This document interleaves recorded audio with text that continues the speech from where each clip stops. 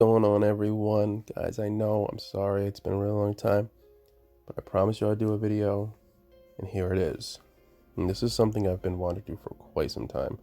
This is for me, this is one of my favorite subjects, and probably one of my favorite cryptozoological animals, and probably one of my favorite stories. So here it is, Thunderbirds.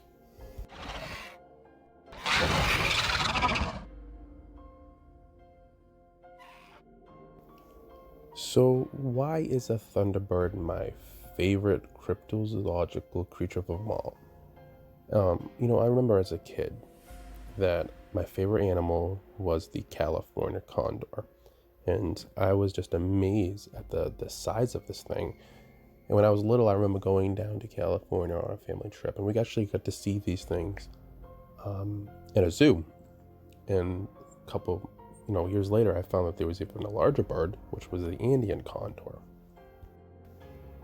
On top of that, the Thunderbird was basically, I guess, my welcoming into the cryptozoological side of what I do. So it really made me interested in all that. And my first time seeing something like this was actually on the Discovery Channel. And I remember the title of the episode was called Birdzilla. And I remember this clear as day. And I remember watching this episode, and I was just absolutely fascinated by this thing. The thought of a bird that size, for me. So throughout the years, there have been numerous witness accounts of a gigantic bird. But we all know the most famous one happened in Illinois by a 10-year-old Martin Lowe. Martin Lowe was playing in his backyard and was attacked by an exceptionally large bird and carried 30 feet. Now, the bird didn't have the ability to completely pick him up, but I believe they said that he was carried 30 feet across the backyard and about 10 feet in the air. No bird that I know of, no raptor, like the golden eagle, could carry something that's 77 pounds. We're talking about a gigantic bird, right? Now, of course, his mother heard him screaming and ran outside, and the bird, I guess, got spooked and dropped Martin and tried to fly off onto a tree. And they both claim that this bird was so large that he actually broke one of the branches. And the description the mother gave was basically an Andean condor. It was an all-black bird with a white ring around its neck, which that to me is an Andean condor, not so much a California condor. So here's my issue with that story. And if anybody has ever watched Birdzilla, and I am not a bird expert by any means, but I do know that the California condor and the Andean condor, they don't have talons, or they don't have the ability to basically pick something up. Never mind a 77-pound kid. I believe the largest known raptor bird is the golden eagle, and I believe its wingspan is around 8 feet. And anybody can correct me when I'm saying this, but even that bird, its size, it doesn't have the ability to pick up much large prey. So whatever attacked Martin Lowe was obviously exceptionally large. I mean, we're talking a gigantic bird here. The other issue with the Andean condor in this story is that the Andean condor is not a raptor. It doesn't attack to kill its prey. It has the ability to do this, and it has. If you read on this, it can attack small animals, but it's mainly going after dead animal. But again, it is known that they have attacked smaller animals. They're not going to just fly out of the sky, basically, like the way an eagle, a hawk, or the golden eagle would fly out of the sky to attack its prey. It's going to feed on dead animals. It's not going to take its time out to kill a smaller animal unless I believe it's really hungry. But they are just like vultures. They feed on dead animals, okay? So here's the other issue with this story, is that Indian condors are not migrating birds. They migrate, But why would they migrate all the way to Illinois? To me, that doesn't seem possible. Most birds migrate because mating season, they're looking for warmer climate. The way geese will migrate, sometimes they migrate for food. In South America, where the Andean condor lives, there's enough food to go around, right? There's always animals dying. So why would the Andean condor or the California condor migrate to Illinois? That's it. I think that's the other issue I'm seeing with the story. Could an Andean or Andean condors have migrated to Illinois? Maybe. It's possible. I'm not throwing that out the door. I'm not throwing it out the window or anything, but it just doesn't seem possible to me, with the reasoning behind it. Maybe two Indian condors migrated and they migrated to the wrong location, and now they're hungry and they're looking for food. But it's not known for Indian condors to attack live beings, not live animals, or a 77-pound 10-year-old boy. It's kind of far-fetched. Now, the story behind it, again, is that he was lifted 10 feet off the ground and carried 30 feet on the side of his house. I honestly, I don't see why the family would make this up. There was nothing they got out of it. It wasn't they received any money, maybe a little bit of publicity, but even Martin Lowe to this day is getting kind of sick and tired of people asking him about the story, and he still sticks to the same story every time. So I don't see that the family had made anything up. Obviously, within that month, there was several different witnesses and different stories. Another well-known, famous story, and even video, was filmed by Chief AJ. He was working for it as a news anchor, and he had filmed 2 giant birds. You guys can look this up. I wish I could post video and you could see yourself. But in the video, you see these 2 large birds, and to me, they resemble California condors. They're huge. They're giant. They're big birds. Does that mean that he filmed, the Thunderbirds? I don't know. But we can see in the video, there's obviously, again, 2 gigantic birds in this video. And expert over expert has claimed that these are nothing but California condors. Again, my argument is, why is California condors migrating to Illinois? Does that, it doesn't, to me, it doesn't make sense. But then again, I can't just sit here and jump on thinking that these were Thunderbirds.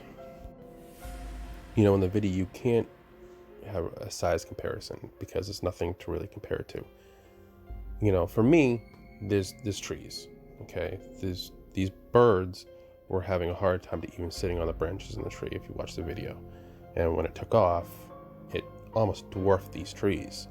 So it was definitely a gigantic bird, but it resembles a California condor, and that's what experts are going with. That in this video is California condors. But to sit here and say that 2 California condors migrated or had flown all the way down to Illinois from California and decided to pick off a 10-year-old boy just seems odd to me. Whether the story is true or whether it's false, we'll never know. Martin Lowe is the only person who's going to know this. The only eyewitnesses is him and his mother. So just like the Loch Ness Monster or any creature out there was something that resembled exactly the way people describe the Thunderbird. And that is the teratorns, the extinct teratorns. Teratorns were in the same family as condors and had roughly about a 25-foot wingspan. We know this because we have a full skeleton of these things. These birds were huge, okay, absolutely huge. And the teratorn went extinct roughly 10,000 years ago. And that might seem like an exceptionally long time, but 10,000 years ago really isn't that long ago. And it is well known that scientists have found animals that were supposedly extinct within our lifetime, right? And they keep finding these animals that go extinct, that supposedly went extinct. Does that mean that I believe a Teratorn or the family of the Teratorns didn't go extinct? No, but it's the possibilities. The possibility is there, right? It is possible that a group, a family of Teratorns might have survived and still fly in our skies to this day. Now, of course, the argument is that most of these animals that supposedly went extinct are sea creatures, and they may have been able to survive an extinction because of the location. I would foresee that a bird would not be able to survive any more than a land creature would be able to survive. I would assume that they would have a much even harder time. However, when the extinctions started happening, these Teratorns had plentiful amounts of food, right? So I want you guys to think of that possibility, that the Teratorn possibly survived an extinction. And this is what people are witnessing. Because the way people describe these birds are closely resembling a Teratorn. And I understand there's so many issues with that argument. You know, every scientist, and I don't blame them, they want evidence of just like the Loch Ness Monster, just like Bigfoot. They need evidence. It's not going to take a video. It's not going to take a picture. It's either going to take a live bird or it's going to take a carcass of one of these birds. I believe even a feather from one of these birds could show that these birds still exist. So the question arises, and I use this argument, and I'll use it several times in this conversation. How do we capture Bigfoot? How do we capture the Loch Ness Monster? And it's just timing. It's all about timing, right? Unfortunately, with a lot of these videos or pictures that come out, it's coming about because people just see what they think is a large bird. Heck, when a hawk flies over my house and it's 40, 50 feet away from me, I'm blown away at the size of the hawk. But I'm not going to sit there and take a video of it. If a California condor flies over my house, you're darn right I'm going to run into my house and grab my cell phone. Hopefully I have my cell phone on me. I always do. But if a Thunderbird flies over my house, I might follow that thing through the woods, running over roads, however I can to be able to capture this thing and try to get some type of evidence. That sounds silly, but that's what I would do.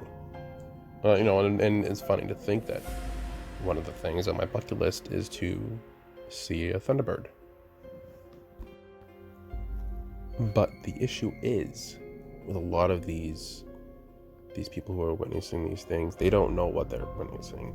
So, it's one of those, should I take a video? Shouldn't I? Or it's happened so quickly that they start taking a video. And this is what people keep saying, oh, it's so grainy, it's a horrible video. But when you're face to face with a Bigfoot, or you're face to face with a Loch Ness Monster, or you're face to face with a Thunderbird, you're blown away. You're possibly in fear of your life. So yeah, it's gonna be a grainy video, it's gonna be a horrible video. But the point is, this is what somebody needs to do. Somebody needs to just continue filming, try to get some evidence.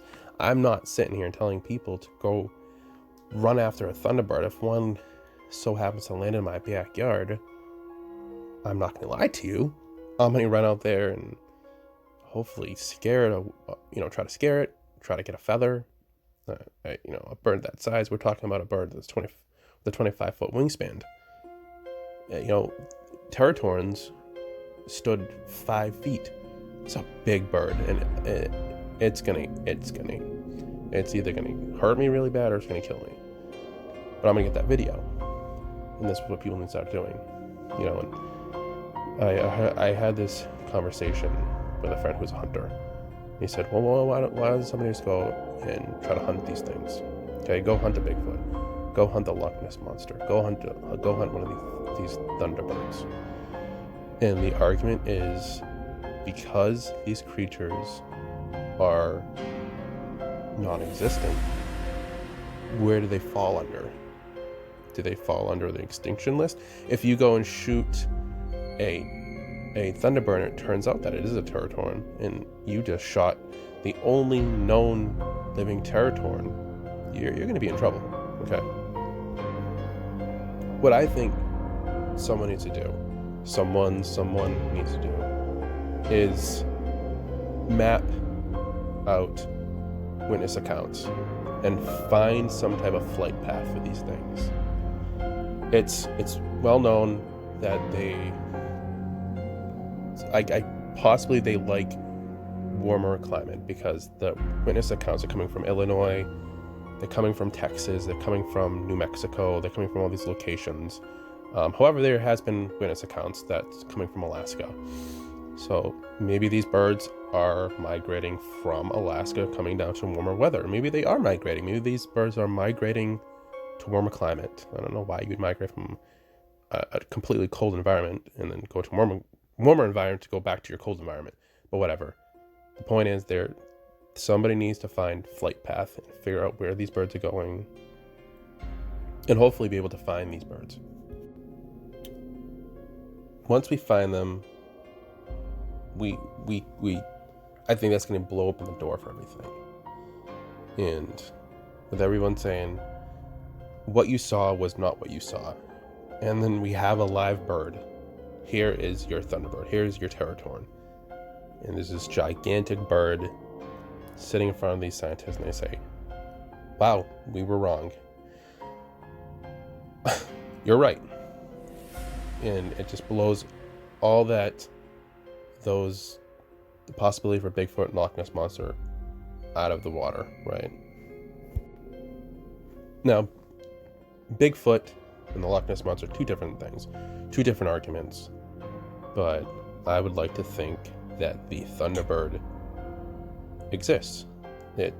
Again, that's me. That's me wanting to see one, if you will. And hopefully that video somewhere exists. You know, there's so many witness accounts, and I try to follow them on a monthly basis, trying to look up new witness accounts. You know, you have so many different witness accounts. There's the story about the cowboys who shot a bird that resembled a pterodactyl. But then there's also the story about the cowboys who actually shot this gigantic bird, and they stood arm length from each other, and it took like 6 guys to fully extend their arms out for this bird. You know, there's so many different stories, but there's no pictures. There's no evidence yet, so I don't blame the scientific community in saying to us as investigators, we don't believe you. They have a right to that because we don't have evidence. We don't have any evidence of this bird existing. Yeah, I'm not calling Martin Lowe a liar, Chief AJ a liar, all the witness accounts liars. It's the same thing when it comes to witnessing a paranormal event. Without evidence, without the proper evidence, there's not a reliable source to say that this is what they saw. As an investigator, and you guys already know this, I'm all about evidence. I need evidence. I need video. I need to witness this myself to say that it fully exists. And without that, I'm relying on others to, I guess, provide a story. The possibility that the story is completely false. So again, what do we need out of this, right, guys? What do we need? What do we need for proof? We need really, really good video. We need a live bird. We need a carcass of one of these birds. And I don't think that will ever come about, because unless somebody knows where these birds might be, migrating, might be living, they have competition. You have to think about that too. They do and they don't. I mean, these fairly large birds, but I mean, you have vultures, you have the California condor, and you have the Andean condor. They almost went extinct, well, because of environment, but they also because they're big, giant birds. And I hate to say it this way, what does the earth need them for? We have vultures, birds. Oh, we have evolution. Things evolve. The Andean condor, the California condor, because of evolution, they almost went extinct, basically. I mean, again, yes, it was environmental and everything like that, but back 10,000 years ago, these teratorns existed because prey, I would say prey, but animals' carcasses were much larger, so they survived in their environment. They were large birds. Things evolve. They get smaller. The California condor got smaller. The Andean condor got smaller. Evolution. Did they survive evolution? Did they survive the extinction? I hope that we find out. So, closing statement is, I hope that you guys liked the video. I hope that you guys liked my input about these things, and hopefully I didn't sound too biased against the Thunderbird, because, again, one of my favorite. I love the stories. I would love nothing more to see one of these things. But the reality is that everything is going against these things existing. Guys, I hope that you enjoyed the video, and hopefully, again, I just want to point out there that I truly hope that eventually one of us, somebody, is going to be able to see a Thunderbird. Keep subscribing, like this video, and happy hauntings.